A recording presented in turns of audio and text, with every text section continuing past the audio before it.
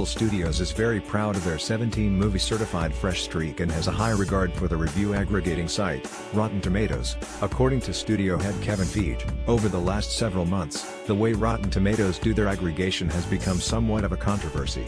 Admittedly, the process has its own loopholes and it's rather unfair to gauge a movie based on the average of a collection of numbers chosen by critics to rate a film. Despite that, Rotten Tomatoes has become one of the go-to places for fans to check out whether a movie is worth seeing in the cinemas or not. For some, it's almost like a form of extended advertising if a flick gets good results. Nearing their 10-year anniversary, Marvel Studios is gearing up for 2018, which will see 3 new projects debut. This year, though, Guardians of the Galaxy Volume 2, Spider-Man: Homecoming and Thor: Ragnarok became some of the biggest hits of 2017. One other thing that the 3 films have in common?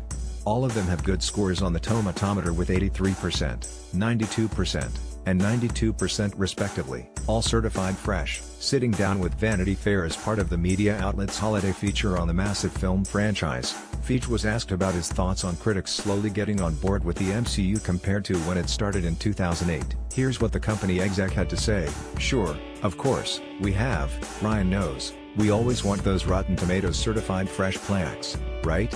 We're not going to get many other kinds of awards, but we take great pride in them. I'm always saying, Ryan, where's our Rotten Tomato? Because Rotten Tomatoes are great. They send this little lucite, certified, fresh thing with the name of the movie on it. We got them lined up around here. We take pride in it.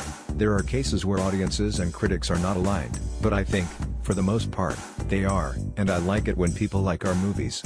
The MCU streak is pretty impressive, but that does not mean every offering is on the same level of quality. Some are on the higher end of the spectrum, like the Avengers and Iron Man, while others are ranked lower. Despite this, most people are willing to overlook flaws because if there is one thing the Marvel movies do well, it's offer moviegoers a good time at the cinema. So despite the lesser received movies like Thor, The Dark World and The Incredible Hulk, which are at the bottom of the hierarchy, those films are still able to give people the enjoyment they seek when watching a blockbuster movie.